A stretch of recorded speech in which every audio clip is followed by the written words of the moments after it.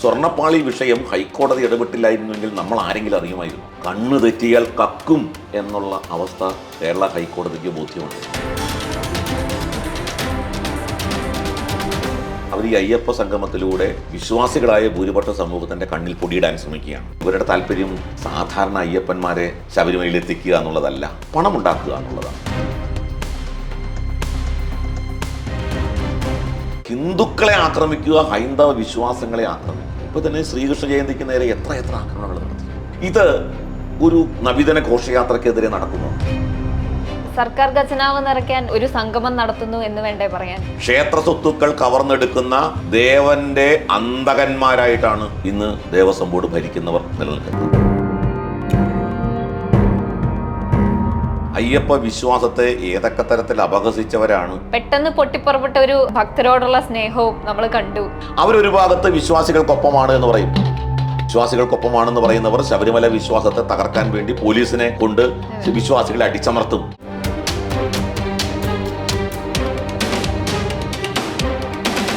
ക്ഷേത്രങ്ങളിൽ ചെഗ്വേരയുടെ ചിത്രമുയർത്തും, ചെങ്കൊടി വീശും, അല്ലെങ്കിൽ ബലികുടീരങ്ങളെ പാട്ടുപാടും.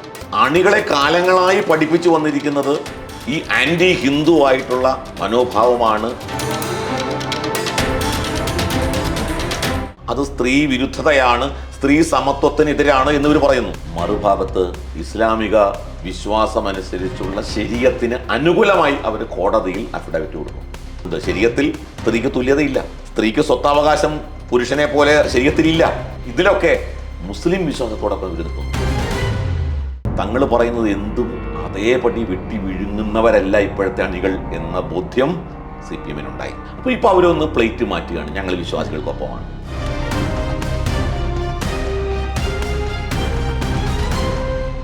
ഒരിടവേളയ്ക്ക് ശേഷം വീണ്ടും അയ്യപ്പനും ശബരിമലയും എല്ലാം ചർച്ചയായിക്കൊണ്ടിരിക്കുകയാണ്. തിരുവിതാംകൂർ ദേവസ്വം ബോർഡിന്റെ പ്ലാറ്റിനം ജൂബിലിയുമായി ബന്ധപ്പെട്ട് സർക്കാരും തിരുവിതാംകൂർ ദേവസ്വം ബോർഡും ചേർന്ന് നടത്തുന്ന അയ്യപ്പ സംഗമം വീണ്ടും ചർച്ചയായിക്കൊണ്ടിരിക്കുകയാണ്. ഈ വിഷയത്തെപ്പറ്റി സംസാരിക്കാൻ ഇന്ന് നമ്മളോടൊപ്പമുള്ളത് ഹിന്ദു ഐക്യവേദി സംസ്ഥാന പ്രസിഡന്റായ RV ബാബുവാണ്. നമസ്കാരം.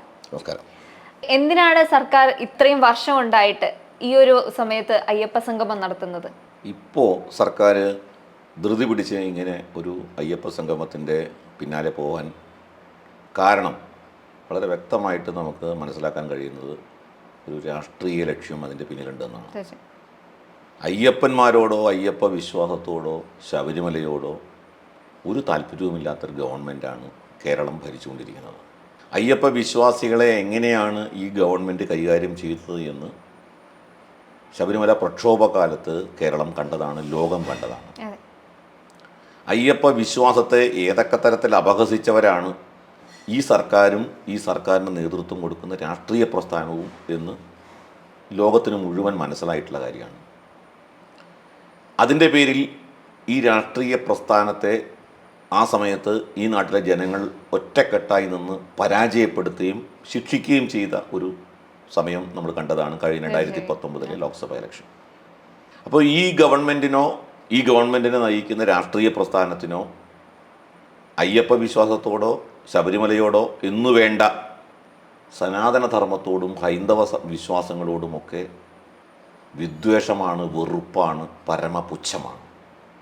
കിട്ടുന്ന സന്ദർഭങ്ങളിൽ മുഴുവൻ ഹൈന്ദവ വിശ്വാസങ്ങളെ, ദേവീദേവന്മാരെ, നമ്മുടെ ഭാരതീയ സംസ്കാരത്തെ ഒക്കെ അവഹേളിക്കാനും അപഹസിക്കാനും ആണ് അവർ ശ്രമിച്ചിട്ടുള്ളത്. നമുക്കറിയാം, ഈ അടുത്ത കാലത്ത് നടന്ന ഗുരുവന്ദനം പരിപാടിയെ പോലും എങ്ങനെയാണ് അവർ കണ്ടത് എന്നുള്ളത്. ഭാരതമാതാ സങ്കല്പത്തെ അവരെങ്ങനെയാണ് അപഹസിച്ചത് എന്ന് നമ്മൾക്കറിയാം.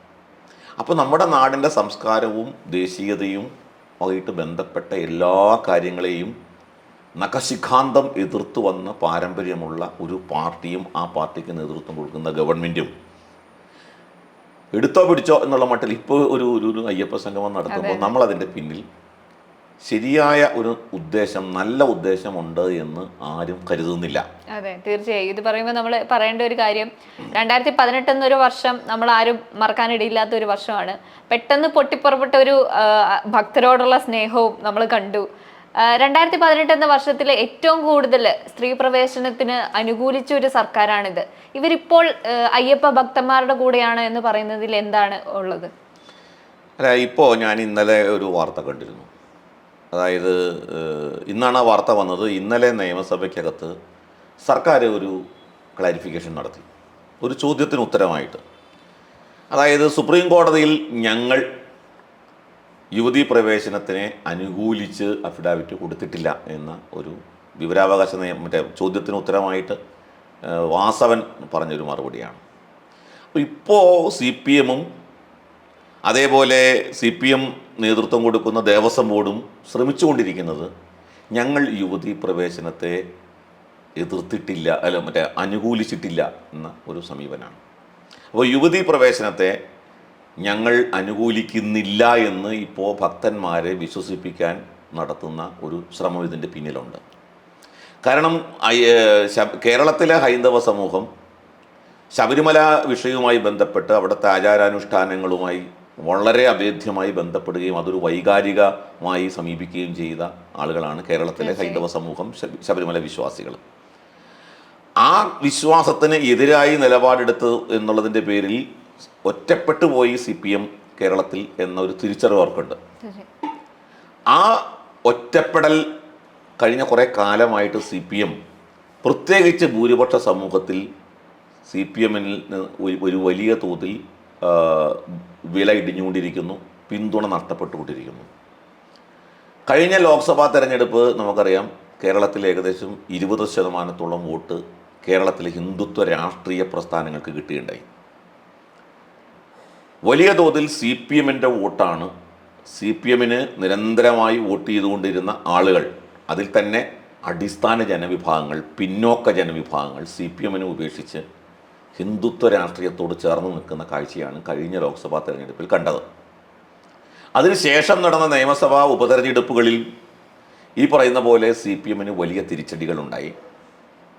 എന്നു മാത്രമല്ല, സി പി എം ഈ കഴിഞ്ഞ വർഷങ്ങളിൽ തുടർന്നുകൊണ്ടിരുന്ന ഒരു രാഷ്ട്രീയ നിലപാട് ന്യൂനപക്ഷ തീവ്രവാദത്തെയും ന്യൂനപക്ഷ പ്രീണനവും അവർ നയമാക്കിക്കൊണ്ട് ന്യൂനപക്ഷ തീവ്രവാദത്തെ പിന്തുണയ്ക്കുന്ന, അല്ലെങ്കിൽ അതിനെ ചേർത്ത് നിർത്തുന്ന ഒരു സമീപനമാണ്. ഇപ്പോൾ ഈ കഴിഞ്ഞ ഉപതെരഞ്ഞെടുപ്പിൽ പോലും അവർ ഇപ്പോൾ PDP-യെയും INL-നെയും ഒക്കെ ചേർത്ത് നിർത്തും. അപ്പോൾ ന്യൂനപക്ഷ തീവ്രവാദത്തെ പിന്തുണയ്ക്കുക, ന്യൂനപക്ഷ മൗലികവാദത്തെ, പ്രത്യേകിച്ച് ന്യൂനപക്ഷം എന്ന് പറയുമ്പോൾ അതിനകത്ത് ക്രൈസ്തവരെ ഉൾപ്പെടുത്തിയിട്ടില്ല അവർ. മുസ്ലിം തീവ്രവാദത്തെയും മുസ്ലിം ഭീകരവാദത്തെയും ഒക്കെ പിന്തുണയ്ക്കുക. നമ്മൾ കണ്ടു CAA പ്രക്ഷോഭം, നമ്മൾ കണ്ടു പാലസ്തീൻ അനുകൂല പ്രക്ഷോഭങ്ങൾ, അതിനനുകൂലമായിട്ടുള്ള പ്രചരണങ്ങൾ സി പി എം തന്നെ നേതൃത്വം കൊടുത്തുകൊണ്ട് കണ്ടു.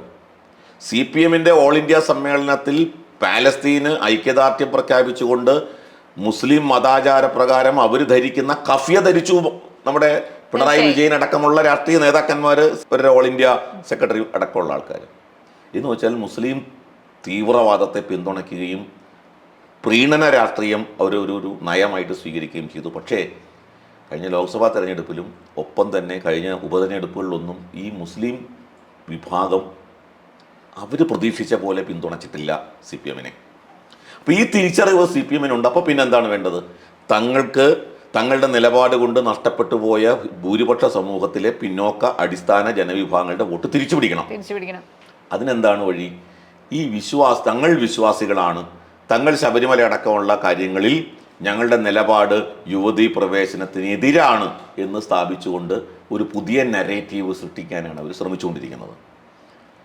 നമുക്കറിയാം, അന്നത്തെ കാലത്ത് ഏതൊക്കെ തരത്തിലാണ് യുവതീ പ്രവേശനത്തിന് അനുകൂലിച്ചുകൊണ്ട് നവോത്ഥാന മതിൽ, അതുപോലെ ആർത്തവം പരിപാടി, ഇതെല്ലാം എത്രയെത്ര കാര്യങ്ങൾ സി പി എമ്മിൻ്റെ നേതൃത്വത്തിൽ നടത്തി എന്നുള്ളത് നമ്മുടെ കൺമുമ്പിലുണ്ട്.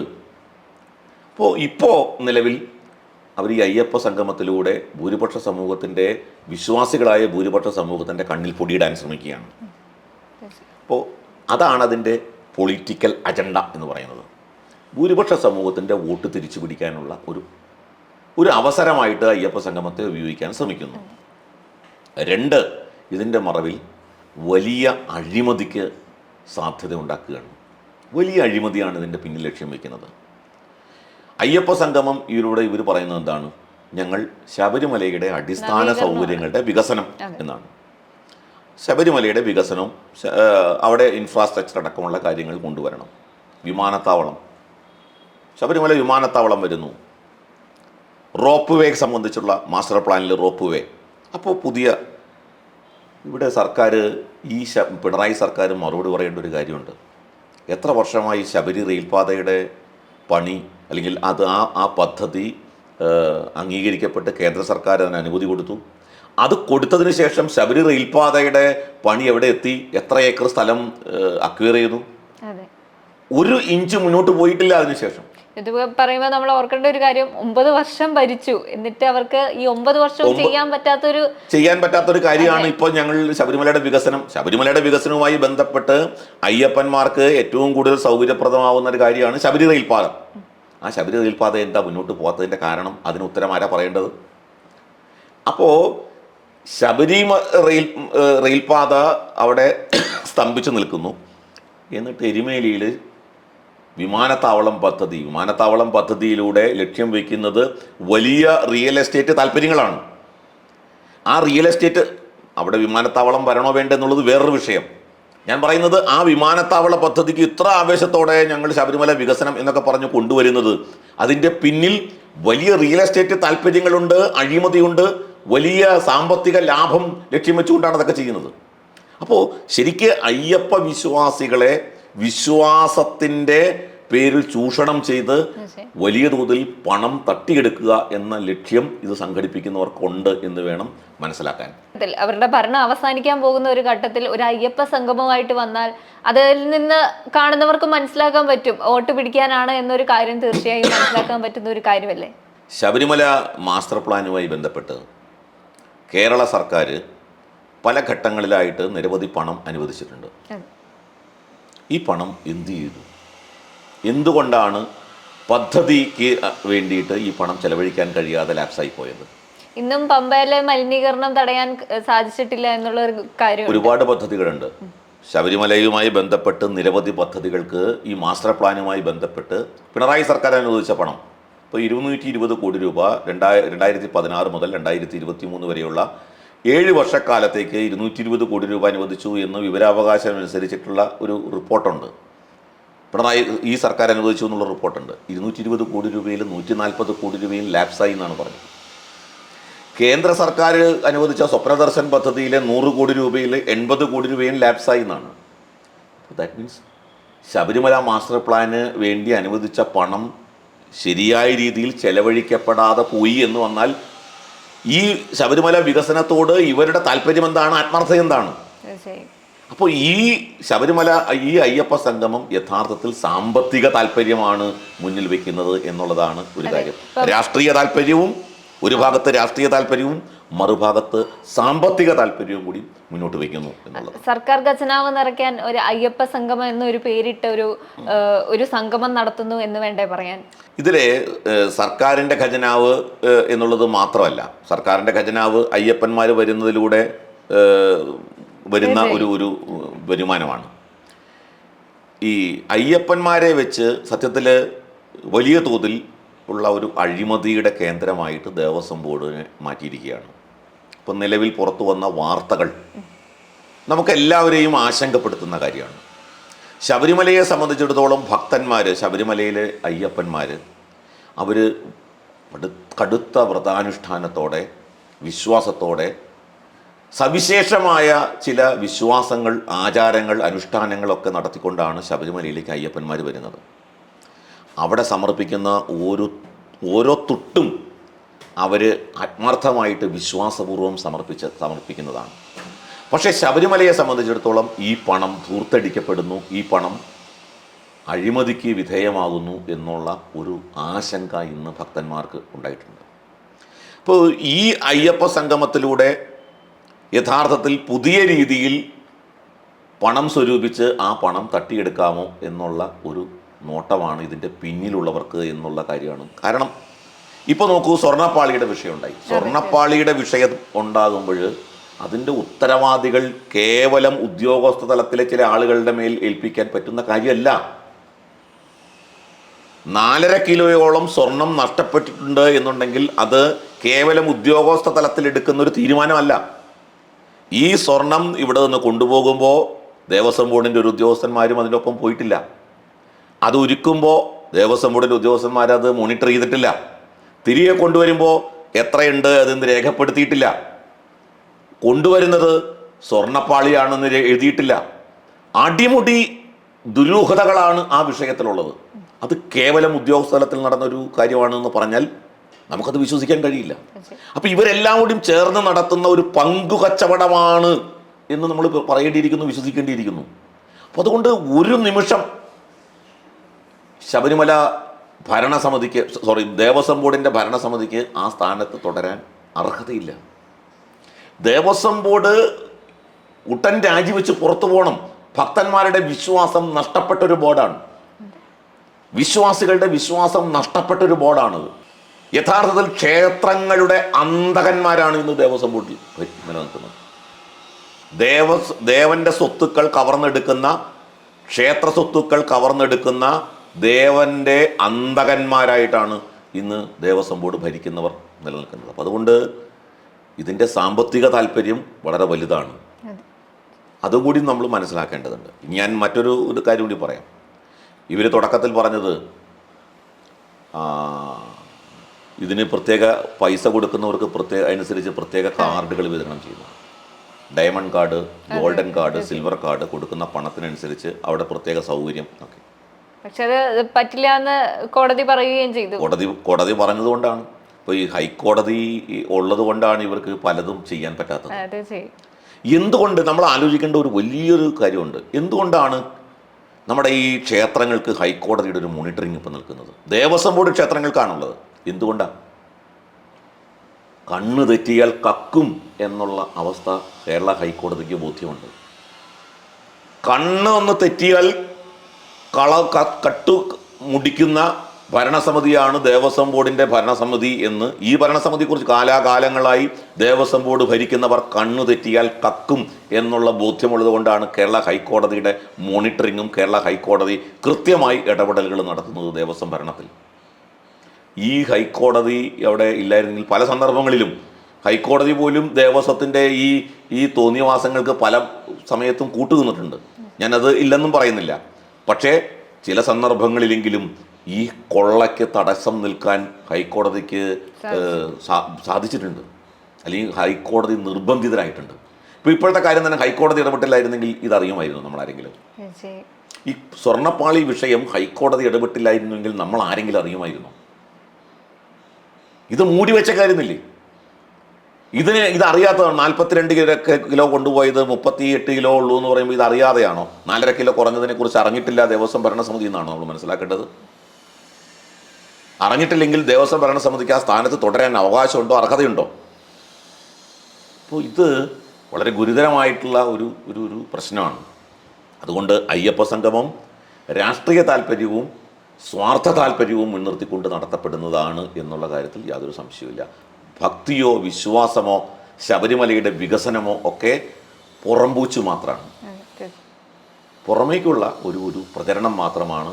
അതിൻ്റെ ആന്തരിക താല്പര്യം എന്ന് പറയുന്നത് സ്വാർത്ഥ താല്പര്യമാണ് എന്നുള്ള കാര്യത്തിൽ യാതൊരു സംശയമില്ല. ഇപ്പോൾ നമ്മൾ പറയേണ്ട ഒരു കാര്യം എന്താണെന്ന് വെച്ചാൽ തിരുവിതാംകൂർ ദേവസ്വം ബോർഡിൻ്റെ കീഴിൽ ഒരുപാട് ക്ഷേത്രങ്ങളുണ്ട്. അപ്പം ജൂബിലിയുമായിട്ട് ബന്ധപ്പെട്ട് ഏത് ക്ഷേത്രങ്ങൾ വേണമെങ്കിലും എടുക്കാം. പക്ഷേ സർക്കാരുമായി ചേർന്ന് അയ്യപ്പ സംഗമം എന്ന പേരിൽ പമ്പയിൽ തന്നെ അത് തീരുമാനിക്കുന്നു എന്നതിലൊരു സ്വാർത്ഥ ലാഭം കൂടിയല്ലേ അതിനകത്തെ? ഇപ്പോൾ ഈ പമ്പയിൽ തന്നെ തീരുമാനിക്കുന്നു, ശബരിമല അയ്യപ്പ സംഗമം തീരുമാനിക്കുന്നു എന്ന് പറയുമ്പോൾ കേരളത്തിലെ പ്രത്യേകിച്ച് മറ്റു ക്ഷേത്രങ്ങൾക്ക് ഇല്ലാത്ത തരത്തിലുള്ളൊരു വൈകാരികമായ അടുപ്പം ശബരിമല ക്ഷേത്രവുമായിട്ട് ഭക്തന്മാർക്കുണ്ട്. തീർച്ചയായും ഗുരുവായൂരൊക്കെ നല്ല ഒരു വൈകാരിക അടുപ്പമുള്ള ഇല്ലാത്ത ക്ഷേത്രമാണെന്ന അർത്ഥത്തിലല്ല ഞാനീ പറയുന്നത്. പക്ഷേ അയ്യപ്പൻ എന്നുള്ളൊരു വികാരമാണ്. അയ്യപ്പൻ എന്നുള്ളത് ഓരോരുത്തരുടെയും വിശ്വാസത്തിൻ്റെ ദാർഢ്യം കൂട്ടുന്ന ഒരു വികാരമാണ്. കോടാനുകോടി അയ്യപ്പ ഭക്തന്മാരാണുള്ളത്. ആ വിശ്വാസത്തെയും വികാരത്തെയും ചൂഷണം ചെയ്യാൻ എളുപ്പമാണ് എന്ന തിരിച്ചറിവിലാണ് സർക്കാർ ഈ തരത്തിലുള്ളൊരു പരിപാടി. ഞാൻ ഒരു കാര്യം പറയാം. ഇത് രാഷ്ട്രീയ പരിപാടിയാണ് എന്നുള്ളതിൻ്റെ ഏറ്റവും വലിയ ഒരു തെളിവ് ഈ അയ്യപ്പന്മാരെ ക്ഷണിച്ചുകൊണ്ടുള്ള ഇവരുടെ ക്ഷണക്കത്തുണ്ട്. ഒരു ബ്രോഷറുണ്ട്. ഞാൻ അതിൻ്റെ ഡിജിറ്റൽ ബ്രോഷർ കണ്ടിരുന്നു, ഫിസിക്കൽ ബ്രോഷർ ഞാൻ കണ്ടിട്ടില്ല. ആ ഡിജിറ്റൽ ബ്രോഷറിൽ ഇവർ എഴുതി വെച്ചിട്ടുള്ളൊരു കാര്യമുണ്ട്. അയ്യപ്പന്മാരെ ക്ഷണിച്ചുകൊണ്ട് ഈ സംഗമം, അയ്യപ്പ വിശ്വാസികളെ ക്ഷണിച്ചുകൊണ്ടുള്ള ഈ സംഗമം അപരവൽക്കരണത്തിൻ്റെ ഈ കാലഘട്ടത്തിൽ മാനവികത ഉയർത്തിപ്പിടിക്കേണ്ട ഈ കാലഘട്ടത്തിൽ വളരെ പ്രസക്തമാണ് എന്നാണ്.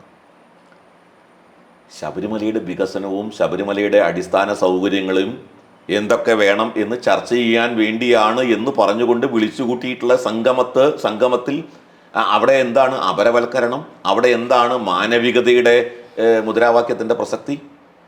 അപ്പോൾ പൊളിറ്റിക്കൽ ടേം ആണ് കൃത്യമായിട്ട് ഈ നോട്ടീസിൽ ഉപയോഗിച്ചിരിക്കുന്നത്. ആ പൊളിറ്റിക്കൽ ടേം ഉപയോഗിക്കുമ്പോൾ നമുക്കത് മനസ്സിലാക്കാം, ഈ സംഗമത്തിൻ്റെ പിന്നിൽ ഒരു രാഷ്ട്രീയ ഉദ്ദേശമുണ്ട്. ആ രാഷ്ട്രീയ ഉദ്ദേശം എന്താണ് എന്ന് കൃത്യമായിട്ട് നമുക്ക് ഈ നോട്ടീസ് വായിക്കുമ്പോൾ മനസ്സിലാവും. ഇവർ ഹൈക്കോടതിയിൽ നിന്നും സുപ്രീം കോടതിയിൽ നിന്നും അനുമതി കിട്ടിയെന്ന് പറയുന്നുണ്ട്. ശരിയാണ്, സുപ്രീം കോടതി അനുവദിച്ചതും ഹൈക്കോടതി അനുവദിച്ചതും ദേവസ്വം ബോർഡിന് ഇങ്ങനെ ഒരു സംഗമം നടത്താൻ അധികാരമുണ്ടോ ഇല്ലയോ എന്നുള്ളതാണ്. സാങ്കേതികമായിട്ടുള്ളൊരു കാര്യം ആണ് അവർ പരിഗണിച്ചത്.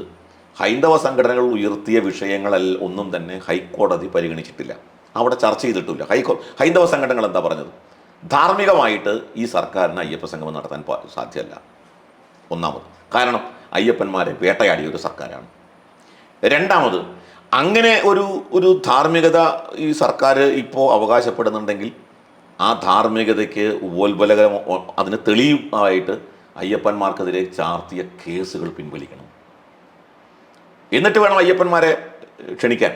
അപ്പോൾ ഒരു ഭാഗത്ത് അയ്യപ്പന്മാരെ വേട്ടയാടി അവരെ നിഷ്ഠൂരമായി തല്ലിച്ചതച്ച് നിരപരാധികളായ ആയിരക്കണക്കിന് അയ്യപ്പന്മാരെ കേസിൽ കുടുക്കിയിടുന്ന സർക്കാർ അയ്യപ്പന്മാരുടെ പേരിൽ ഒരു സംഗമം നടത്തുന്നത് ശരിയല്ല എന്നായിരുന്നു. അപ്പോൾ ഇതൊക്കെ ധാർമ്മിക പ്രശ്നങ്ങളാണ്, അതൊന്നും കോടതിയിൽ വരില്ല. അതുകൊണ്ട് കോടതി അത്തരം പ്രശ്നങ്ങൾ പരിഗണിച്ചിട്ടില്ല. നമ്മുടെ പോയിന്റ് അപ്പോഴും അവിടെ നിലനിൽക്കുകയാണ്. നാം ഉയർത്തിയിട്ടുള്ളത് ധാർമ്മിക പ്രശ്നങ്ങളാണ്. ഈ സർക്കാരിന് ധാർമ്മികമായിട്ട് അന്ന് നമ്മൾ പറഞ്ഞിരുന്നു, സർക്കാർ സുപ്രീം കോടതിയിൽ കൊടുത്ത അഫിഡാവിറ്റ് പിൻവലിക്കാൻ തയ്യാറുണ്ടെന്ന്. അന്നൊന്നും ഞങ്ങൾ കൊടുത്ത അഫിഡാവിറ്റ് ഇതാണെന്നൊന്നും പറഞ്ഞിട്ടില്ല. അപ്പോൾ അതുകൊണ്ട് ആ അഫിഡാവിറ്റിനെ കുറിച്ചൊരു സംശയമുണ്ട്, അതവിടെ നിൽക്കട്ടെ. അപ്പോൾ അടിസ്ഥാനപരമായി സർക്കാർ രാഷ്ട്രീയമായിട്ടുള്ള ഒരു പരിപാടി എന്നുള്ള നിലയ്ക്ക് സംഘടിപ്പിക്കുന്നു എന്നുള്ള ആക്ഷേപം, ആ ആക്ഷേപം കൃത്യമായിട്ട് ഇപ്പോഴും നിലനിൽക്കുകയാണ്. വിശ്വാസികൾ ഇതിനെ കൃത്യമായിട്ട് മനസ്സിലാക്കണം എന്നാണ് നമുക്ക് പറയാനുള്ളത്. ഇപ്പം MV ഗോവിന്ദനെ പോലുള്ള ഒരുപാട് പേര് പറഞ്ഞു ഞങ്ങൾ ഭക്തരുടെ കൂടെയാണ്, അയ്യപ്പ ഭക്തരുടെ കൂടെയാണെന്ന് അവർ പറഞ്ഞിട്ടാണ് അയ്യപ്പ സംഗമം വെക്കുന്നത് തന്നെ. ഇതേ ആൾക്കാർ തന്നെയാണ് 2018 സ്ത്രീ പ്രവേശനത്തിന് ഏറ്റവും മുൻകരുതൽ കൊടുത്തത്. അവരുടെ പോലീസുകാർ തന്നെയാണ് രാത്രിയിൽ ബിന്ദു അമ്മണിയെ പോലെയുള്ളവരെയൊക്കെ അയ്യപ്പൻ്റെ അടുത്തേക്ക് കൊണ്ടുവന്നത്. അപ്പം ഇതേ ഇവർ തന്നെ ഞങ്ങൾ ഭക്തരുടെ കൂടെയാണ് ഇപ്പോൾ എന്ന് പറയുന്നതിന് എന്ത് ലോജിക്കാണുള്ളത്? അല്ല, ഇതൊക്കെ പറയുമ്പോൾ ഇത് അങ്ങനെ തന്നെ ജനങ്ങൾ വിശ്വസിക്കും എന്ന് ഇവർ കരുതുന്നുണ്ടോ? ജനങ്ങൾക്ക് ഇതൊക്കെ വ്യക്തമായിട്ട് അറിയാമല്ലോ. CPM ഇപ്പോൾ ഞങ്ങൾ ഭക്തരോടൊപ്പമാണ്, വിശ്വാസികളോടൊപ്പമാണ് എന്ന് പറയുമ്പോൾ ജനങ്ങളത് പുച്ഛിച്ച് തള്ളുകയാണ്. ഇവരിത് പറയുമ്പോൾ തന്നെ അവരുടെ അണികൾ വിശ്വാസത്തെയും വിശ്വാസികളെയും അനുദിനം അവഹേളിച്ചുകൊണ്ടേയിരിക്കുകയാണ്. കഴിഞ്ഞ ദിവസം തന്നെ നമ്മൾ കണ്ടു ശ്രീകൃഷ്ണ ജയന്തിയുമായി ബന്ധപ്പെട്ട്. അപ്പോൾ അവരുടെ അണികളെ അത് ബോധ്യപ്പെടുത്താൻ കഴിഞ്ഞിട്ടില്ല. ഞങ്ങൾ വിശ്വാസികളോടൊപ്പമാണ് എന്ന് അണികളെ ബോധ്യപ്പെടുത്താൻ കഴിഞ്ഞിട്ടില്ല. കാരണം അണികളെ കാലങ്ങളായി പഠിപ്പിച്ചു വന്നിരിക്കുന്നത് ഈ ആൻറ്റി ഹിന്ദു ആയിട്ടുള്ള മനോഭാവമാണ്, സ്കൂൾ ഓഫ് തോട്ടാണ്. ആ ചിന്തയാണ്, ആ പ്രചരണമാണ് അണികളെ പറഞ്ഞ് പഠിപ്പിച്ചിരിക്കുന്നത്. അവർ നേതാക്കന്മാർ മാറുന്ന പോലെ ആൾ ഓഫ് എ സഡൻ അണികൾക്ക് മാറാൻ പറ്റില്ല. അവരിപ്പോഴും പഴയ സ്ഥാനത്ത് നിൽക്കുക. അതുകൊണ്ട് അവർ ക്ഷേത്രങ്ങളിൽ ചെഗ്വേരയുടെ ചിത്രം ഉയർത്തും, ചെങ്കൊടി വീശും, ഇതൊക്കെ ചെയ്യും. ഇൻകുലാബ് സിന്ദാബാദ് വിളിക്കും, അല്ലെങ്കിൽ ബലികുടീരങ്ങളെ പാട്ടുപാടും, ഇതൊക്കെ ചെയ്യും. അതുപോലെ തന്നെ നമ്മുടെ ബഹുമാനപ്പെട്ട ദേവസ്വം മന്ത്രി കഴിഞ്ഞത് നമ്മൾ കണ്ടതാണ്, തീർത്ഥം അവഗണിച്ചൊരു ഇത് കണ്ടതായിരുന്നു. അതെ, കെ രാധാകൃഷ്ണൻ ദേവസ്വം മന്ത്രി ശബരിമലയിൽ തീർത്ഥം കയ്യിൽ വരുമ്പോഴും അത് സാനിറ്റൈസർ പോലെ കഴുകിക്കളഞ്ഞ ഒരു ഇതൊക്കെ കണ്ടു. അപ്പോൾ എന്ന് വെച്ചാൽ ഇവരെ സംബന്ധിച്ചിടത്തോളം അടിസ്ഥാനപരമായി ഇവരുടെ സമീപനം ഇവർ നിരീശ്വരവാദികളാണ് എന്നുള്ളതാണ്. ഇവർ നിരീശ്വരവാദികളാണ് എന്ന് വരുമ്പോൾ തന്നെ അതിനേക്കാളുപരി ഇവർ ഹിന്ദു വിരുദ്ധരാണ്. അവർ ഹിന്ദു വിശ്വാസങ്ങളെയാണ് അവരെപ്പോഴും ആക്രമിക്കുക. അപ്പോൾ ഗണപതി മിത്താണ് എന്ന് പറയും. സനാതനധർമ്മം, ആ സനാതനധർമ്മത്തിന് എതിരായിട്ടുള്ള പ്രചരണം നടത്തുക, ഹൈന്ദവ സന്യാസി വര്യന്മാരെ അവഹേളിക്കുക, അധിക്ഷേപിക്കുക, ആക്രമിക്കുക. നമ്മൾ കണ്ടിട്ടുണ്ട് കേരളത്തിലെ ഹിന്ദു സന്യാസിമാർക്ക് നേരെ അവർ നടത്തിയിട്ടുള്ള ആക്രമണങ്ങൾ എത്ര വലുതായിരുന്നു. ആ കാലഘട്ടത്തിൽ, ഒരു കാലത്ത് നമ്മൾ കണ്ടതാ. അപ്പോൾ ഹിന്ദുക്കളെ ആക്രമിക്കുക, ഹൈന്ദവ വിശ്വാസങ്ങളെ ആക്രമിക്കുക. ഇപ്പോൾ തന്നെ ശ്രീകൃഷ്ണ ജയന്തിക്ക് നേരെ എത്ര ആക്രമണങ്ങൾ നടത്തി. ഇത് ഒരു നബിദിന ഘോഷയാത്രയ്ക്കെതിരെ നടക്കുമോ? ഇത് ഒരു ക്രിസ്മസ് ഘോഷയാത്രയ്ക്കെതിരെ നടക്കുമോ? നടക്കില്ല. എന്തുകൊണ്ടാണ് ശ്രീകൃഷ്ണ ജയന്തി ആക്രമിക്കപ്പെടുന്നത്? എന്തുകൊണ്ടാണ് ഗണേശോത്സവത്തിൽ ഗണേശന്റെ സ്ഥാനത്ത് ചെഗ്വേരയുടെ ചിത്രം ഉയർത്തപ്പെടുന്നത്? എന്തുകൊണ്ടാണ് ക്ഷേത്രങ്ങളിൽ കടന്നു വന്ന് ഈ പറയുന്ന പാർട്ടിയുടെ രീതിയിലുള്ള അജണ്ടകൾ നടപ്പാക്കുന്നത്? ഹിന്ദുക്കളായതുകൊണ്ടാണ്. കാരണം ഹിന്ദുക്കളെ തകർക്കുക, ഛിന്ന ഭിന്നമാക്കുക. ഹിന്ദുക്കളെ ഛിന്ന ഭിന്നമാക്കി എക്കാലവും പാർട്ടിയുടെ അടിമകളാക്കി നിലനിർത്തുക. ഇതാണ് CPM അനുവർത്തിക്കുന്ന നയം. ഭാഗ്യവശാൽ കേരളത്തിലെ ഒരുപാട് ഹിന്ദുക്കൾ ഈ തന്ത്രം, CPMൻ്റെ ഈ തന്ത്രം മനസ്സിലാക്കുകയും CPMൻ്റെ ആ തടവറയിൽ നിന്ന് അവർ മോചിതരാവുകയും ചെയ്തിട്ടുണ്ട്. ഒരുപാട് ഹിന്ദുക്കൾ ഇപ്പോഴും അതിലില്ലെന്നല്ല. അതാണ് CPMനെ ഭയപ്പെടുത്തുന്നതും CPMനെ ആശങ്കപ്പെടുത്തുന്നതും. ആ ആശങ്കയ്ക്ക് അടിസ്ഥാനം കഴിഞ്ഞ ലോക്സഭാ തെരഞ്ഞെടുപ്പാണ്. CPMന് മനസ്സിലായി പഴയ പോലെയല്ല, തങ്ങൾ പറയുന്നത് എന്തും അതേപടി വെട്ടി വിഴുങ്ങുന്നവരല്ല ഇപ്പോഴത്തെ അണികൾ എന്ന ബോധ്യം CPMനുണ്ടായി. അതുകൊണ്ട് വലിയ വിഭാഗം അണികൾ മാറി ചിന്തിച്ചത് CPM മനസ്സിലാക്കി. അപ്പോൾ ഇപ്പോൾ അവരൊന്ന് പ്ലേറ്റ് മാറ്റുകയാണ്. ഞങ്ങൾ വിശ്വാസികൾക്കൊപ്പമാണ്, ഞങ്ങൾ അയ്യപ്പന്മാരെ, സ്ത്രീകൾ പ്രവേശിക്കുന്നതിന് ഞങ്ങളിപ്പോൾ അനുകൂലമൊന്നുമല്ല, കേസ് കോടതി കിടക്കുകയല്ലേ എന്നാണ്. കേസ് കോടതിയിലാണ്, പക്ഷേ കോടതി ജഡ്ജ്മെൻറ്റിന് ആ വിധിക്ക് സ്റ്റേ ഇല്ല. ഏത് സമയത്തും ഏത് സ്ത്രീക്കും ഇപ്പോൾ ശബരിമലയിൽ പോകാം. വിധി അനുസരിച്ച് വിധിക്ക് സ്റ്റേ ഉണ്ടായിട്ടില്ല, സർക്കാർ തടയാൻ പാടില്ല. എന്നാൽ സർക്കാരിൻ്റെ നയം എന്താണ്? സർക്കാർ ഒന്ന് പറയട്ടെ, ഞങ്ങൾ സ്ത്രീ പ്രവേശനത്തിനെ അനുകൂലിക്കുന്നുണ്ട് എങ്കിൽ ആർക്ക് വേണമെങ്കിലും ഇപ്പോൾ ശബരിമലയിൽ വരാം, സർക്കാർ തടയില്ല എന്ന് പറയാൻ സർക്കാർ തയ്യാറുണ്ടോ? അപ്പോൾ CPM യഥാർത്ഥത്തിൽ ഒരു വലിയ ധർമ്മ സങ്കടത്തിലാണ്, അല്ലെങ്കിൽ വലിയ ഒരു പ്രതിസന്ധിയിലാണ്, ആശയ പ്രതിസന്ധിയിലാണ്. എന്ത് വേണം, എന്ത് ചെയ്യണം എന്നറിയാത്തൊരു ആശയ പ്രതിസന്ധിയിലാണ്. അപ്പോൾ ആ ആശയ പ്രതിസന്ധിയിൽ നിന്നുകൊണ്ട് അവരെടുക്കുന്ന തീരുമാനങ്ങൾ പലപ്പോഴും തെറ്റായി പോകും. കാരണം ആശയ വ്യക്തതയുടെ അടിസ്ഥാനത്തിലല്ല തീരുമാനങ്ങൾ എടുക്കുന്നത്. അതുകൊണ്ട് തന്നെ തീരുമാനങ്ങൾ തെറ്റും. അതാണ് ഇപ്പോൾ കേരളത്തിൽ അനുദിനം നമ്മൾ CPMൻ്റെ ഭാഗത്തു നിന്ന് കണ്ടുകൊണ്ടിരിക്കുന്ന കാര്യങ്ങൾ. ആശയപരമായ കാര്യങ്ങളിൽ വ്യക്തതയില്ലായ്മ കൊണ്ട് അവരെടുക്കുന്ന തീരുമാനങ്ങൾ കാപട്യം നിറഞ്ഞതായിട്ട് മാറുന്നു. അവരൊരു ഭാഗത്ത് വിശ്വാസികൾക്കൊപ്പമാണ് എന്ന് പറയും. വിശ്വാസികൾക്കൊപ്പമാണെന്ന് പറയുന്നവർ ശബരിമല വിശ്വാസത്തെ തകർക്കാൻ വേണ്ടി പോലീസിനെ കൊണ്ട് വിശ്വാസികളെ അടിച്ചമർത്തും. മറുഭാഗത്ത് ഇസ്ലാമിക വിശ്വാസമനുസരിച്ചുള്ള ശരീഅത്തിന് അനുകൂലമായി അവർ കോടതിയിൽ അഫിഡവിറ്റ് കൊടുക്കും. അപ്പോൾ ഞാനതോട് പറഞ്ഞ് ഇവർ അടിസ്ഥാനപരമായി ഹിന്ദു വിരുദ്ധരാണെന്ന് പറയാൻ കാരണം, ഹിന്ദുക്കളിലെ വിശ്വാസമനുസരിച്ച് സ്ത്രീകൾക്ക് ശബരിമലയിൽ കയറുന്നതിന് ചില നിബന്ധനകളുണ്ട് എന്നുള്ള വിശ്വാസത്തെ ഇവർ എതിർക്കുന്നു. അത് സ്ത്രീ വിരുദ്ധതയാണ്, സ്ത്രീ സമത്വത്തിനെതിരാണ് എന്നിവർ പറയുന്നു. അതേ ആളുകൾ തന്നെ ശരീഅത്തിനെ അനുകൂലിച്ചുകൊണ്ട്, ശരീഅത്തിൽ സ്ത്രീക്ക് തുല്യതയില്ല, സ്ത്രീക്ക് സ്വത്താവകാശം പുരുഷനെ പോലെ ശരീഅത്തിലില്ല, അവിടെ മുത്തലാഖിൻ്റെ പ്രശ്നമുണ്ട്. പക്ഷെ ഇതിലൊക്കെ മുസ്ലിം വിശ്വാസത്തോടൊപ്പം ഇവർ നിൽക്കുന്നു. അപ്പോൾ ഒരു ഭാഗത്ത് മുസ്ലിം വിശ്വാസത്തോടൊപ്പം അവർ നിൽക്കുന്നു, മറുഭാഗത്ത് ഹിന്ദു വിശ്വാസികൾ പ്രാകൃതന്മാരാണ്, സ്ത്രീകൾക്കെതിരായിട്ട് നിലപാടെടുക്കുന്നു എന്ന് പറയുകയും ചെയ്യുന്നു. അപ്പോൾ ഈ ഒരു ദ്വന്ദ്ം CPMനെ വല്ലാതെ ഉലച്ചുകൊണ്ടിരിക്കുകയാണ്.